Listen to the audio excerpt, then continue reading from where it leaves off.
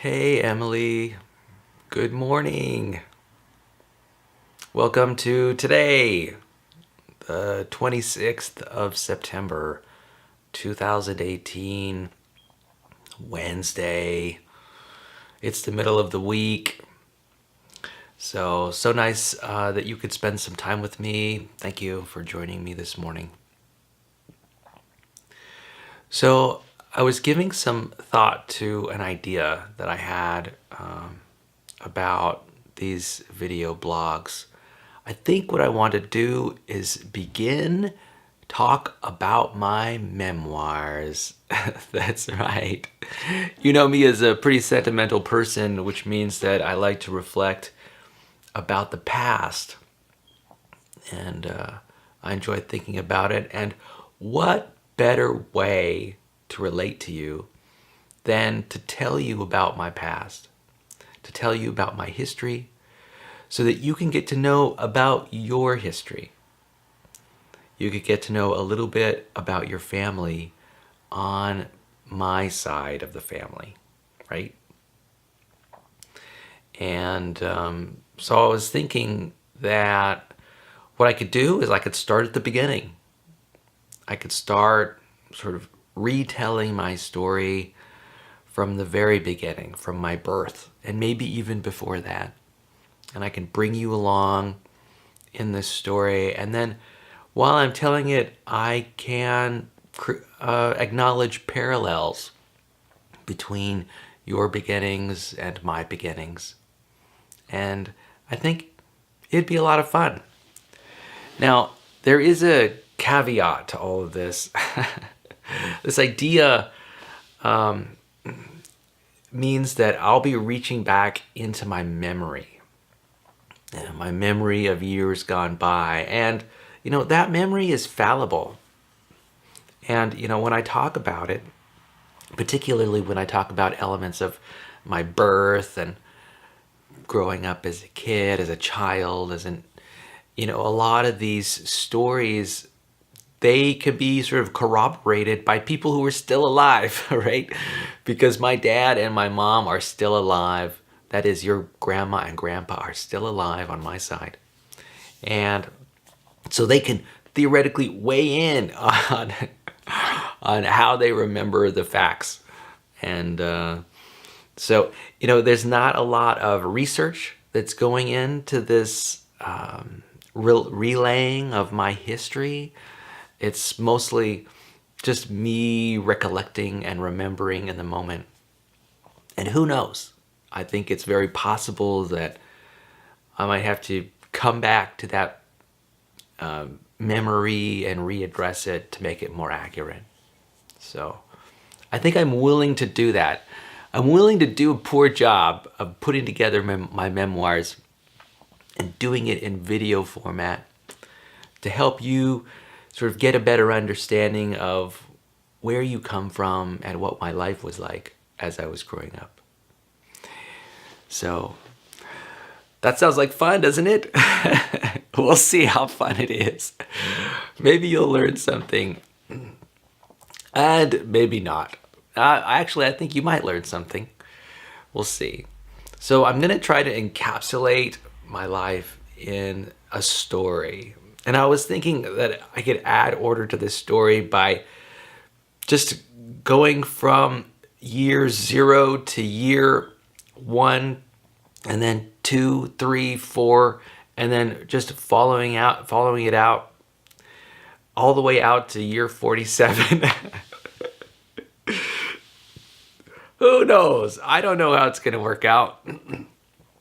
But I think it's a fun project. And I'll still do some of the other programs that I usually do, like reading Peaceable Living and reading My Big Fat Zombie Goldfish. Maybe when I get stuck or need a break, I can refer to those when I need to. All right, so here we go. So first of all, let me preface this whole memoir idea by just letting you know how awesome having a video memoir of someone's history is. This is unique and pretty amazing. You know, I've asked for memoirs of sorts from my own parents, Barbara and Ben. And, you know, they're not as technically savvy as I am. They don't necessarily have the inclination to figure out ways to tape record themselves or videotape themselves telling stories. You know, they each have their own way of relating about the past and, you know, bringing it to the foreground. My mom likes to use photographs as a way to reminisce about the past. She has a razor sharp memory, and she is much better at dates and ages than I think I could ever be. She's very sharp mentally, and she can remember that factual information better than anyone I know. My dad, Ben, he's more of a storyteller. For him, it's about drama, and you know, it's about lessons learned. And his storytelling is very much verbal. It's a verbal story. It's a personal story, and you know, that's his style. And you know, it's hard. You know, basically, as kids, you know, I come from a fairly large family. I have 5 siblings, and that is 5 brothers and sisters. And so, you know, I guess as children, we haven't necessarily taken the time to sort of put a mic up to my dad and put a mic up to my mom, mic them both up and videotape them so that they could tell their story.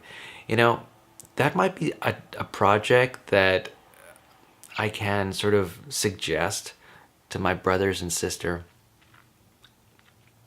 And, you know, I think it probably would be worthwhile to do. They're getting up into their like mid 70s right now, so they're getting up into the ages where, you know, at any moment, you know, any of them could have complications and they could pass away. So I guess now is certainly the time to do it. So anyway, I was reflecting on just how amazing this opportunity is. I'm going to reflect a little bit more about that. It's pretty incredible, first of all, for you to have a parent who's willing to relay their history on video for all to see, and for you to see and acknowledge. I mean, this is a big deal. My guess is that you will not get this kind of feedback from any of your other relatives. Yeah, I really don't see it happening. But how fortunate you are. What an amazing miracle it is to have at least one person who's willing to go there, who's willing to go the distance, right? And make it happen. You know? You're welcome. Now, you know, as a reminder, it is just a recollection of memories. And I'm just going to be doing my best here, struggling to sort of shake out those neurons for all the information they have to give. These old neurons that have been packed away in the back of my brain. And, you know, they've been hanging out for 47 years, just waiting for this moment so that they can communicate and express what that sacred information they were trying to hold. So I'm going to tap into those neurons during this series. And I'm excited. It could be a lot of fun. We'll see what the human brain has to offer when it comes to sort of relaying this memoir that I have to relay. So anyway, as you can tell, I myself find the idea stimulating and enjoying. And so I'm excited about it. Let's see where it goes. we'll see how far the energy the energy takes us. All right. So I'm going to start at year 0, right? Year 0. So that is essentially my birth.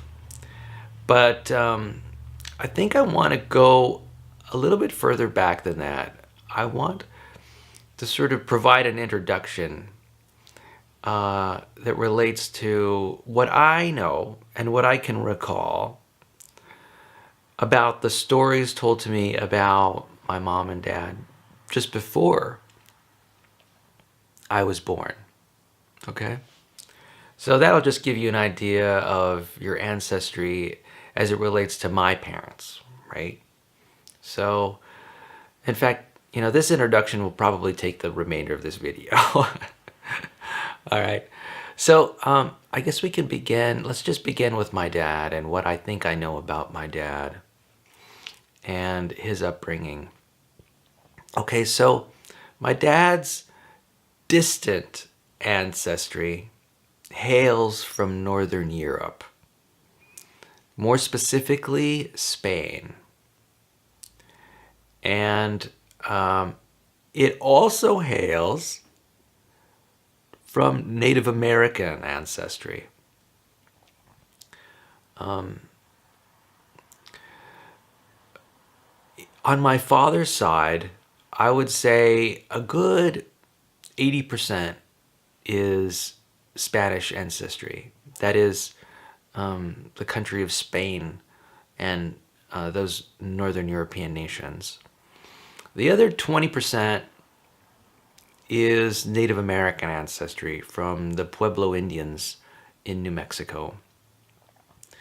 So it's a mixture of Spanish ancestry and Native American ancestry. And, if you're into racial descriptions, one might call it mestizo. Mestizo is a word, I think it's a Spanish word. It's a Spanish word that just means mixed.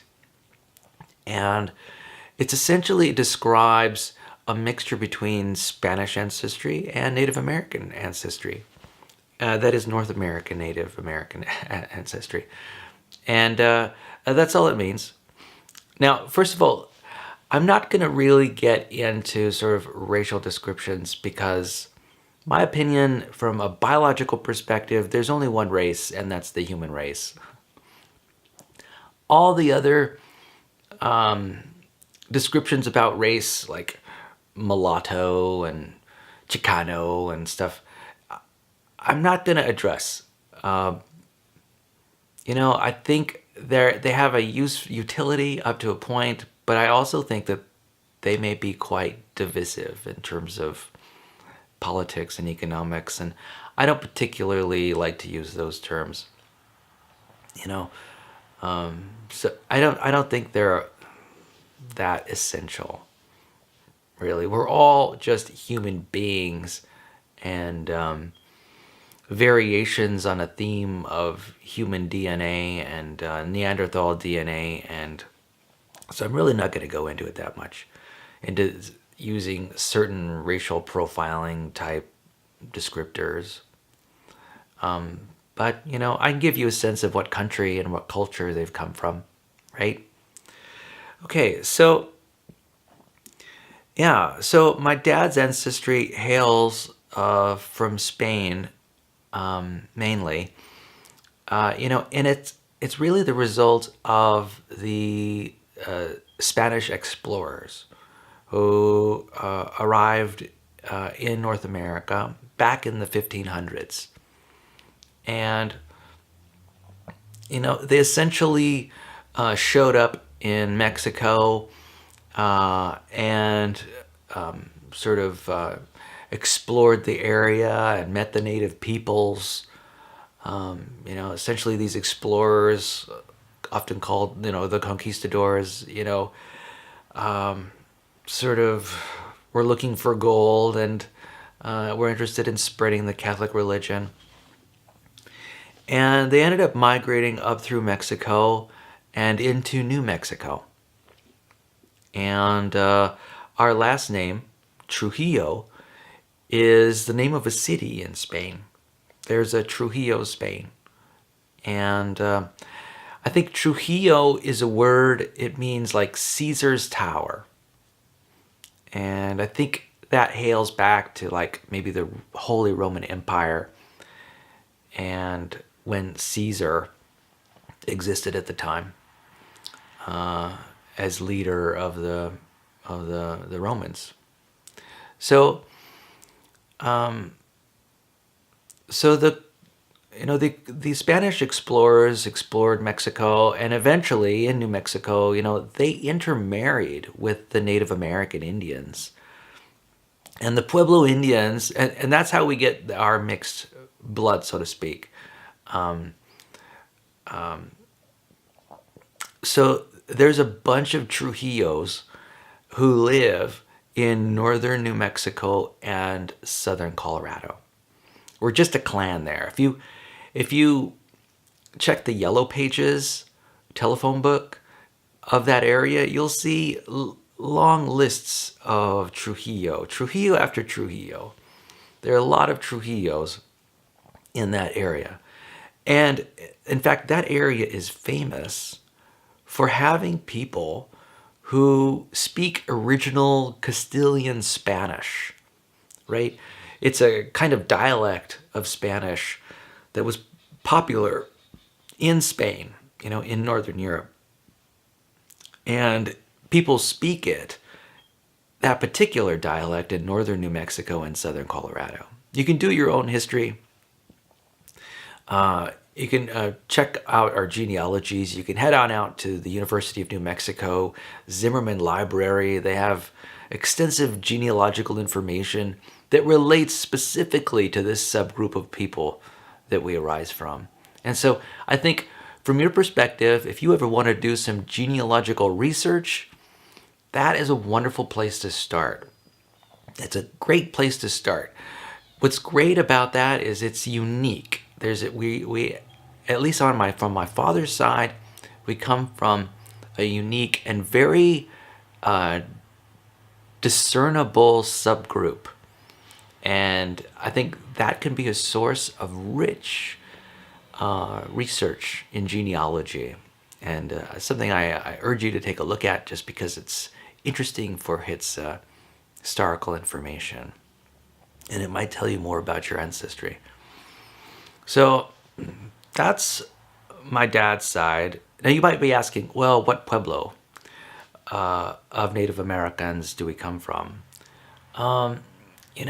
I've heard a few, my brothers and sister have done some research on the subject, and I'm not sure that in my memory I'll be able to pull up the exact Pueblo, but I think it might be San Juan, the San Juan Pueblo. And that's in central New Mexico. It's basically between, say, it's around Espanola and Santa Fe, New Mexico. So I think that's where they settled. And so now I want to talk a little bit about the Native American side of my dad's ancestry. You're definitely aware of how Native Americans are essentially Asians who traveled from Asia, like Mongolia and China, over the land bridge that existed between China and Alaska during the last ice age, when the ocean waters were lower and snow had accumulated to create the land bridge. And, our Native American ancestors traveled up through Alaska and then traveled down from Alaska through Canada and then California and then down through Mexico and then down through Central America and I imagine even down to South America too. So, and then of course, they expanded into forming tribes all around North America. And, the Indians developed into subgroups themselves. The Incas in Peru, the Aztecs, and the Maya in Mexico, and the Yucatan. And And then the Native American peoples, um, oh, like the San Juan Pueblo in New Mexico, and even the Chumash Indians here in California in our local county. So, there's a rich history there, and I'm reminding you that you can relate, that you have blood from these Native American Indians, and it's a significant portion. I've got at least 14% of my DNA from this group of people, and you have probably a good 7%, which I think is a pretty good chunk. Basically 10% of your DNA hails Native America from Native America, from Native Americans, and having that mixture, I think, I don't know, I think there might be some enjoyment, intellectual enjoyment, and maybe even a little pride related to, basically being brothers and sisters with these Native American peoples who are here on the North American continent. So, yeah, definitely something to enjoy. So, that's my dad's side. And so let me speak a little bit about my mom's side.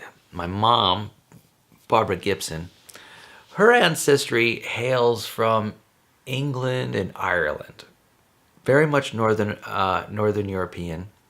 A good 80% of my blood of my ancestry is Northern European. So, yeah, my mom has in her family last names like Gibson, that's her maiden name. Anderson is another group that she hails from. Ayres, Ayres, is another family that she hails from. And I have done some research about, say, what Scottish kilt pattern, or the name escapes me at the moment. But I was thinking about buying a kilt with some ancestry that relates to my mom's side. And I think it was the Buchanan pattern that seemed most relevant. That's if memory serves. And so that's something that you can research. So anytime you go to, say, like a Scottish Games or an Ireland Games, you'd be able to sport a little tartan pattern yourself if you wanted to, because you definitely have ancestry. A good chunk of your ancestry comes from England and Ireland. And in fact, my mom, her ancestors traveled by boat from England to the United States through Ellis Island. And there are records at Ellis Island that document this travel of our ancestors. There are pictures of a book of signatures at Ellis Island, and there are in it the signatures of our ancestors who arrived by boat.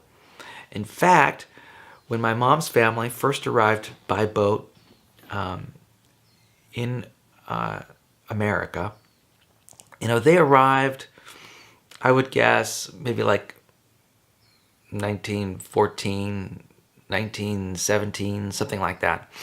I forget exactly when they arrived. But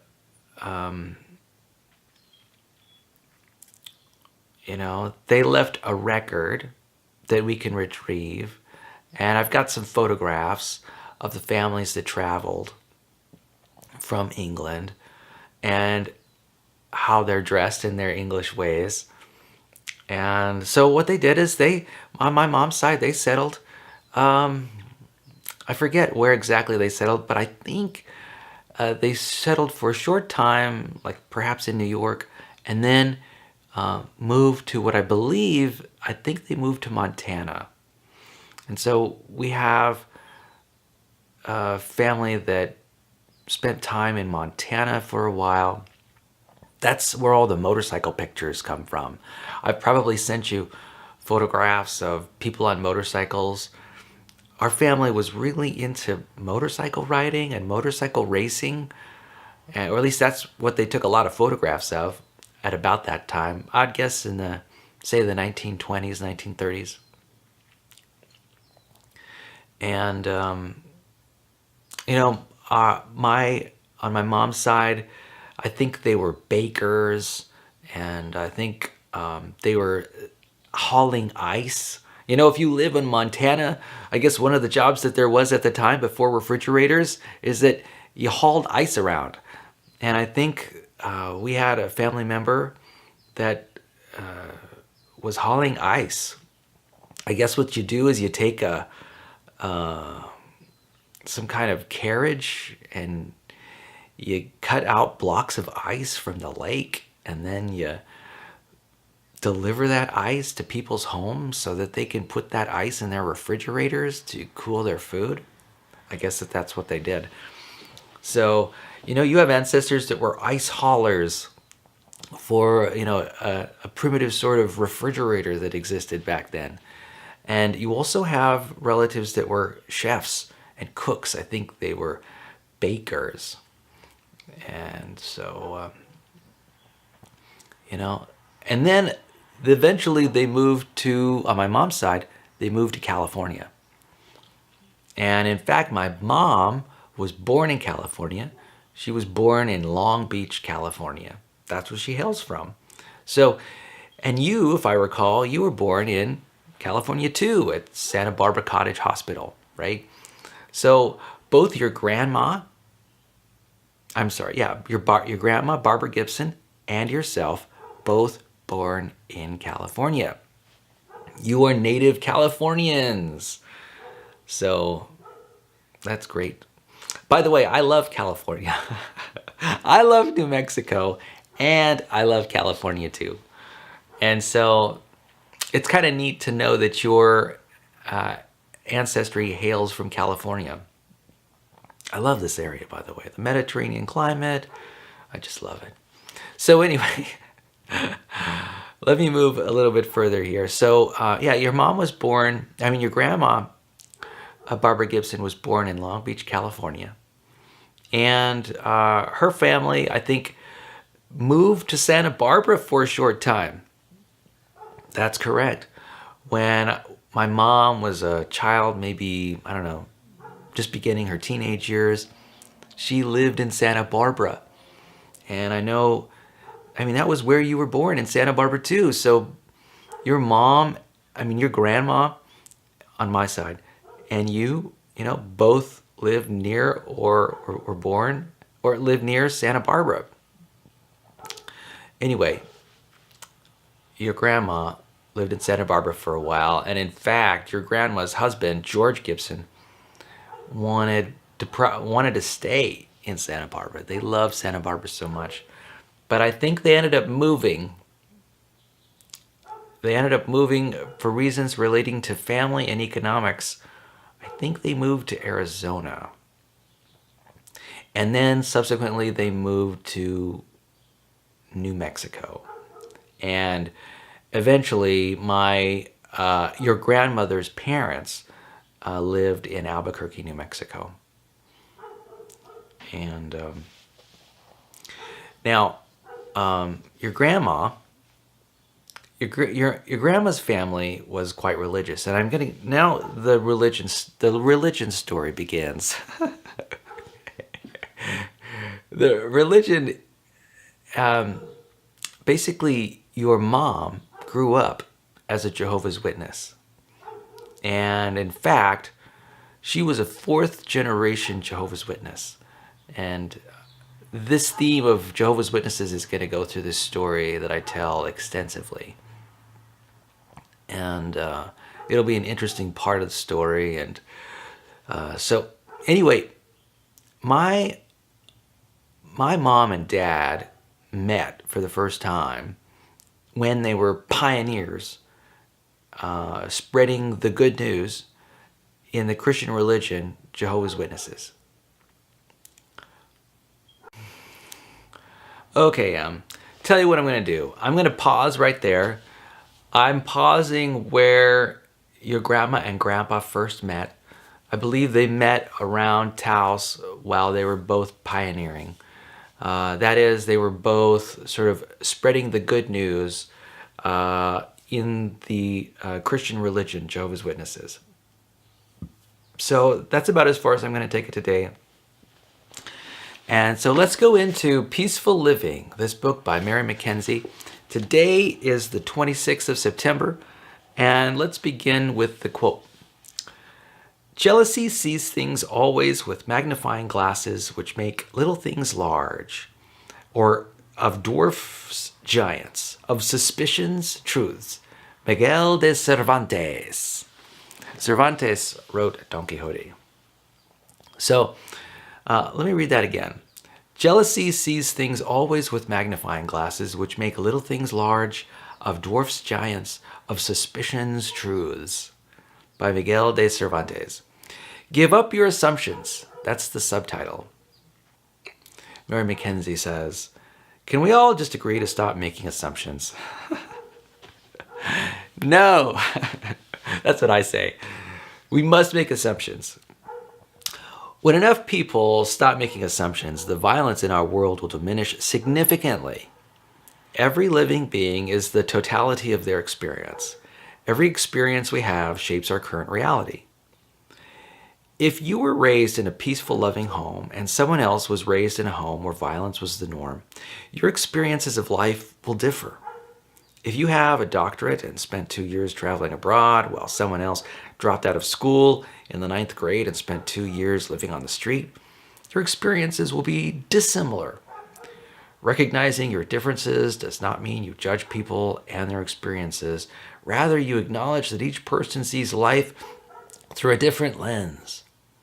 Don't believe that other people see things your way or that they will experience events the way you do. The chances are good that your assumptions about the other person, no matter who it is, are inaccurate. Years ago, I dated a man and made the assumption that we were both monogamous. I was surprised to discover that this assumption wasn't accurate. At first, I was hurt and angry because my need for respect had not been met. But when I thought about it, I realized that we had never discussed this. I had assumed that he valued monogamy the same way I did, and he assumed that I held the same values he did. This causes both a lot of pain. Had one of us broached the topic, we would have had greater clarity. Don't spend a moment living from an assumption. It is not worth it, especially when there is an easy solution. Simply ask the other person what their truth is. Checking things out like this is a way to respect both yourself and them. So the thought for the day is, be aware of your assumptions today and check them out with the others involved as soon as you can. Yeah.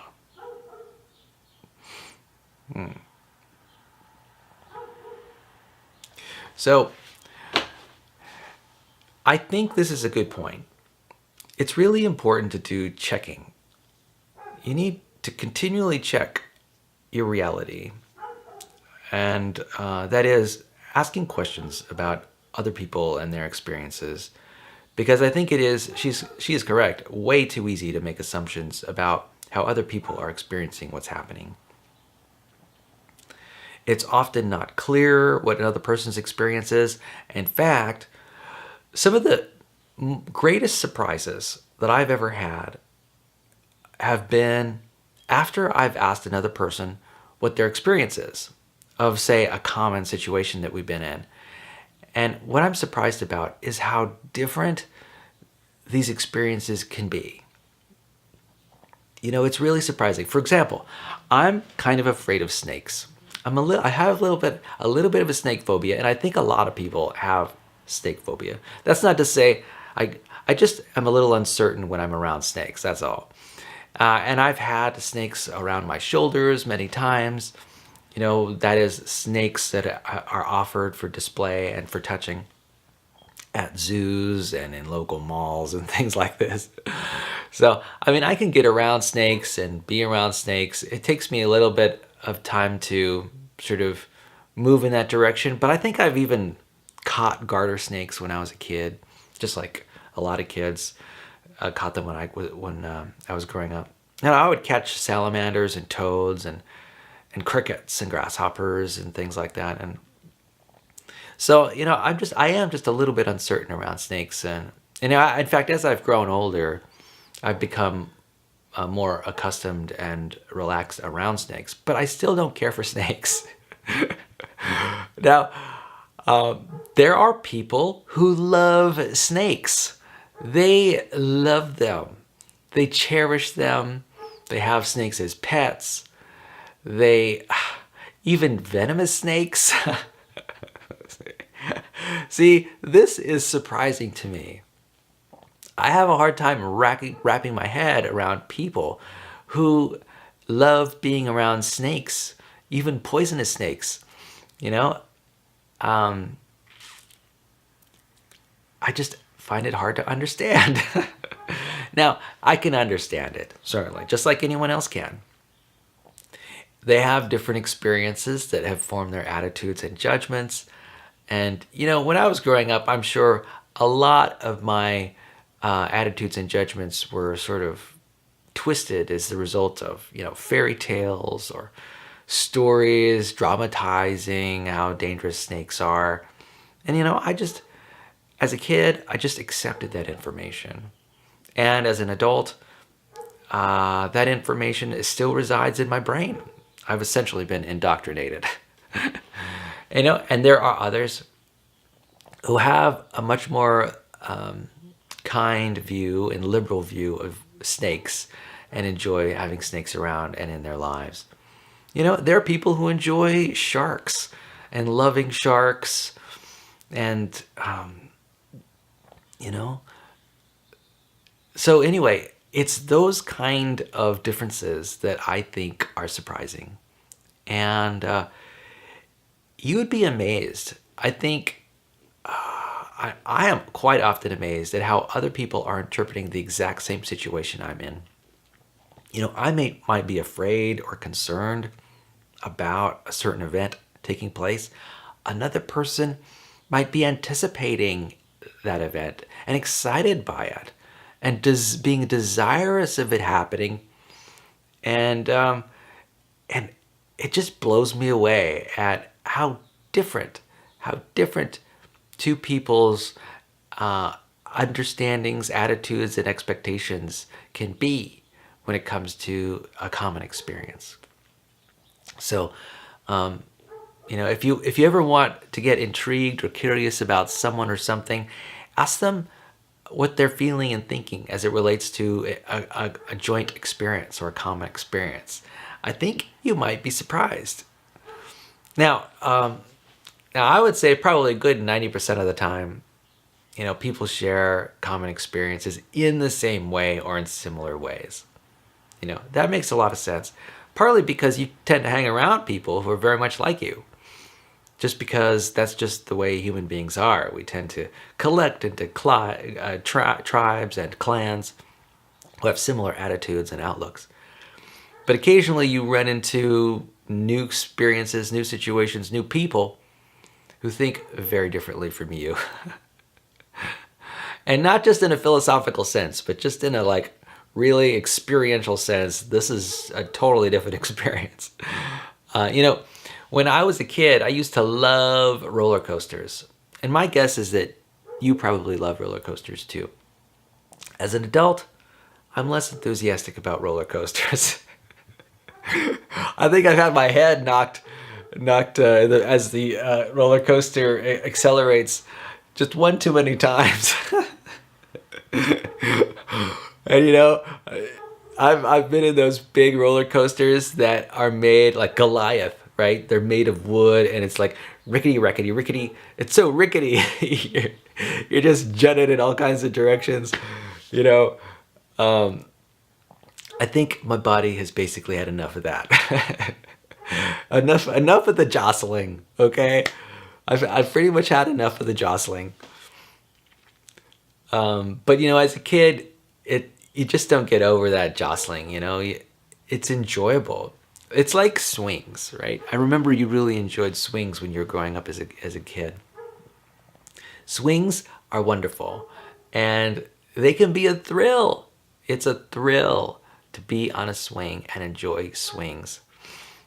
And, some people just are not into swings anymore. I could get into swings myself. Though, anyway. Okay, so that was that. Peaceful living. All right. So,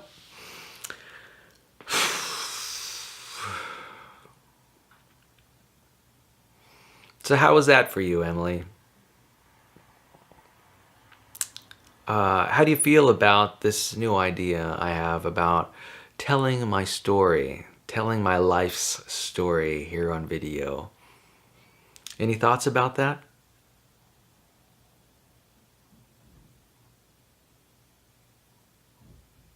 Oh, nice.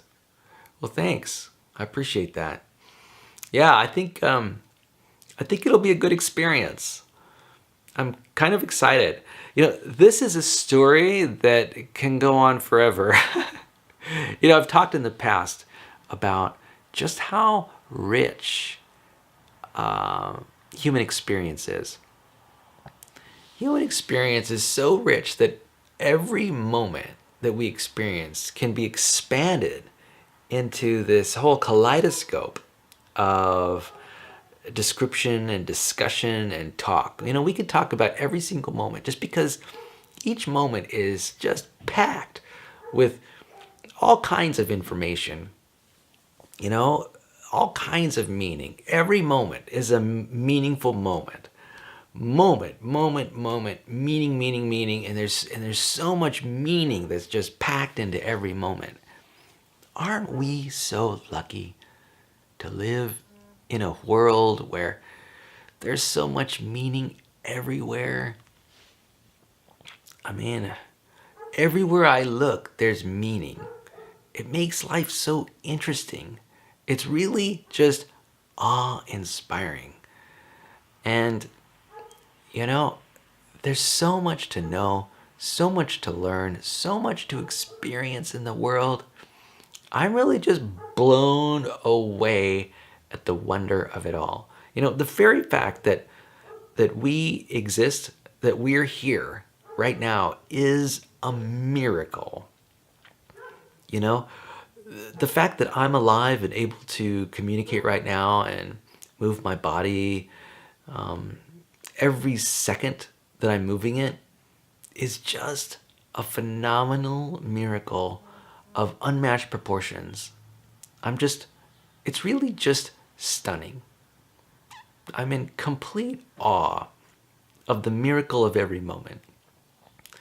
And, it's a privilege and an honor to be alive.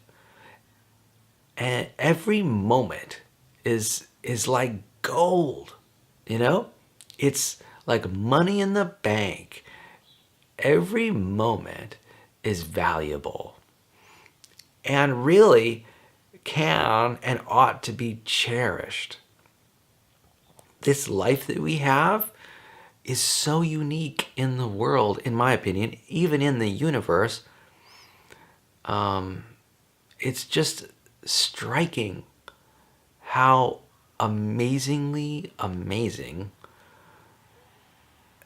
living is. If you're ever feeling down or sad or angry, I'd like you to, just for a moment, acknowledge just how amazing it is to be angry at all. Rocks aren't angry. Gases in our atmosphere aren't angry. Pieces of wood aren't angry. I would guess that 99% of the objects in the universe don't even have the capacity to get angry. And yet, you are angry. You have the ability to get angry. You actually value things enough in your life to get super duper angry about them when they don't work out. What a privilege that is. What a privilege it is to get super duper angry or super duper sad. You're not a rock. So that in itself is something to be over the moon about. So anyway, girl, I hope you enjoyed this time we shared together today. And I look forward to telling you more about your ancestry and your family on my side. And I love you dearly, and I hope you have a wonderful day. Peace.